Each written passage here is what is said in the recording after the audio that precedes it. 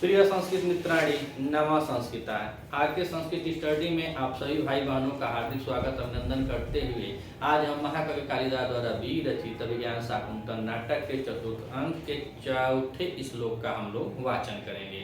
UP TGT के syllabus में लगा हुआ विज्ञान शाकुंतल का चतुर्थ अंक ही हमको पढ़ना है।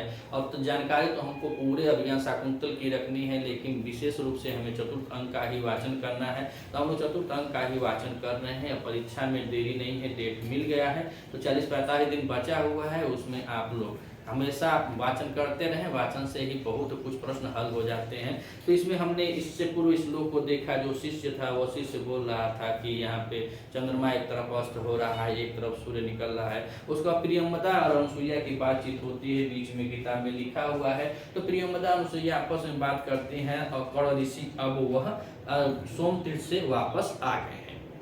जब सोमतीर्थ से वापस आ गए हैं तो अनुसुईया प्रियंवदा से कहती है कि शकुंतला के बारे में कौन उनको बतलाएगा, और शकुंतला ऐसी है यह भी कौन पिताजी से बतलाएगा।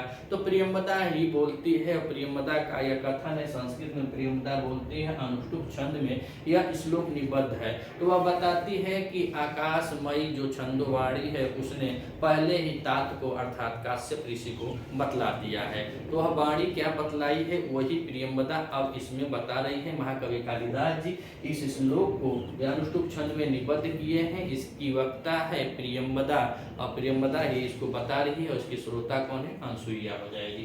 तो आइए वाचन करते हैं श्लोक नंबर 4 चतुर्थ अंक में श्लोक नंबर 4 का।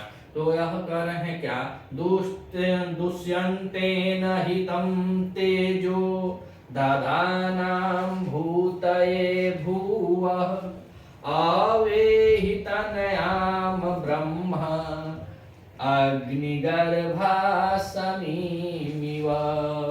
अग्निगर्भासमीमिव। यह जो ब्रह्म है, ब्राह्मण है, यहाँ पे यह संबोधन लगा हुआ है। तो यहाँ पे बता रहे हैं कि हे ब्राह्मण, अर्थात जो आकाशवाणी होती है वह काश्यप ऋषि को संबोधित करते हुए कह रही है कि हे ब्राह्मण, हे काश्यप, हे ब्राह्मण।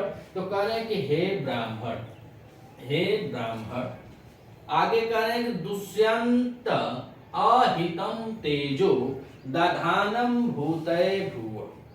जो राजा दुष्यंत हैं, तो राजा दुष्यंत के द्वारा अहितम स्थापित किया हुआ, राजा दुष्यंत के द्वारा स्थापित किया हुआ तेजो दधानम भूतये भुव, जो तेज है, और तेज का मतलब कि वीर्य। तो यहाँ पे बता रहे हैं कि जो उनका तेज है, दुष्यंत का जो तेज है, दुष्यंत का जो वीर्य है, वह भुवः भूतये अर्थात पृथ्वी के कल्याण के लिए दधानम माने धारण कर, दधानम माने धारण की हुई है।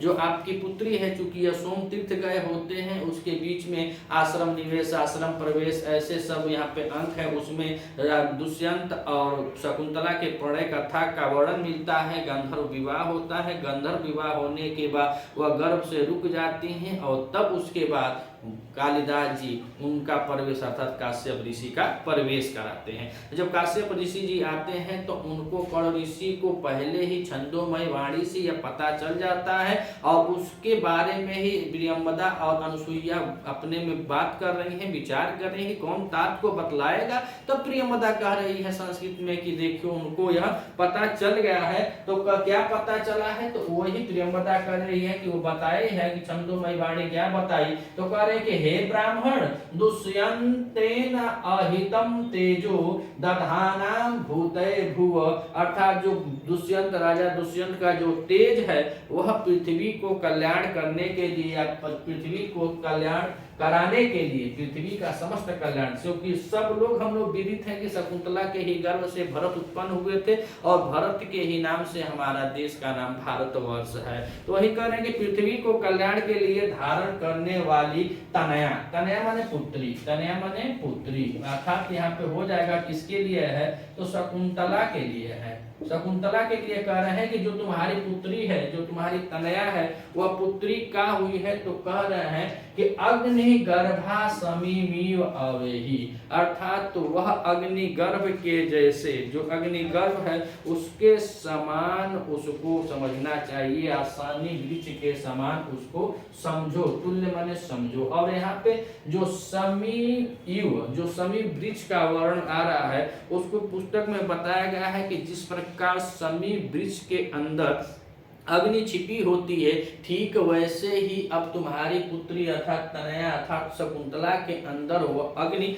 उत्पन्न हो जाएगी, अर्थात उसी प्रकार शकुंतला में भी तेजोमय जीव में गर्भ पड़ गया है। और इसका वर्णन मिलता है कहाँ, तो महाभारत के अनुशासन पर्व में अध्याय 35, और अध्याय 35 के अनुसार बताया जाता है कि देवताओं ने प्रार्थना किया, और जब देवताओं ने प्रार्थना किया तो प्रार्थना करने पर अग्नि ने शिव के वीर्य को धारण किया, और जब अग्नि ने शिव के वीर्य को धारण किया तो वह उससे तड़पनाने लगा, उसके उग्र ताप को सहन न करने के कारण वह पहले तो जाकर के पीपल के वृक्ष में छिपा, और जब पीपल के वृक्ष में प्रविष्ट हुआ फिर भी वहां पे उसको थोड़ा आराम नहीं मिला होगा, उसके बाद वह फिर समी के वृक्ष में देवताओं ने इसको प्रविष्ट करा दिया गया। और समी वृक्ष को बताया जाता है कि उसमें हल्की सी जब रगड़ होती है तो उसमें अग्नि उत्पन्न हो जाती है। ठीक वैसे ही यहाँ पे बता रहे हैं कि शकुंतला के गर्भ में भी जो दुष्यंत का तेज छिपा हुआ है उसको हे ब्राह्मण तुम क्या समझना, अग्नि गर्भा समी, अर्थात अग्नि के गर्भ में, अग्नि समी के गर्भ में जो अग्नि उत्पन्न होती है वैसे ही ये तेजधारी बालक अर्थात चक्रवर्ती सम्राट पैदा होगा। और यहाँ पे अवेही को देखें तो इसमें अ के साथ ए ही आवे तो बराबर होता है कहा है आवेही, और आवेही में और देखा जाए तो लोट लकार मध्यम पुरुष एक वचन है, लोट लकार मध्यम पुरुष एक वचन है। तो कहा दुष्यंतेन हितं तेजो दादानं भूतये भुव आवेहि तनयाम ब्रह्म अग्निगर्भा समीमिव। हे ब्राह्मण, दुष्यंत के तेज को धारण करने वाली या पृथ्वी के कल्याण के लिए जो धारण करने वाली तुम्हारी जो पुत्री है उस पुत्री को क्या समझना, तो समी वृक्ष के समान, समी वृक्ष के समान उसको समझो। उसके भी गर्भ में एक चक्रवर्ती सम्राट उत्पन्न ले रहा है, जैसे समी के वृक्ष में अग्नि उत्पन्न होती है, जैसे समी के गर्भ में या समी वृक्ष के गर्भ में अग्नि होती है, वैसे ही यह अग्नि से युक्त समी वृक्ष के तुल्य तुम उसको समझो। यहाँ पे दुष्यंत के प्रणय प्रेम के बारे में बता दिया जाता है, छंदोमय वाणी उनको बताती है, और यहाँ पे जब पिताजी यह सुनते हैं तो वही बात प्रियंवदा अनसुईया से कहती है। चतुर्थ अंक का यह चौथा श्लोक था जिसमें दुष्यंत के तेज को धारण करने वाली शकुंतला के गर्भ से उत्पन्न होने वाले महाराज चक्रवर्ती सम्राट भरत के आगमन की बात बताया गया है। अगर आप इस चैनल पर नए हैं तो चैनल को सब्सक्राइब कीजिएगा, और वीडियो अच्छी लगे तो अधिक से अधिक शेयर कीजिएगा। स्पेशल यूपी टीजीटी की संपूर्ण कक्षाएं इस पर आपको मिल जाएगी। आप हमारे चैनल पे जाइएगा, प्लेलिस्ट में सभी वीडियो पड़ी हुई हैं, जो सही है जो कमी बेसी है उसको आप बता भी सकते हैं, कमेंट कर भी सकते हैं। निरंतर हम इस चैनल पे अपने वीडियो को डालते रहेंगे। मिलते हैं अगले वीडियो में, तब तक के लिए नवा संस्कृत।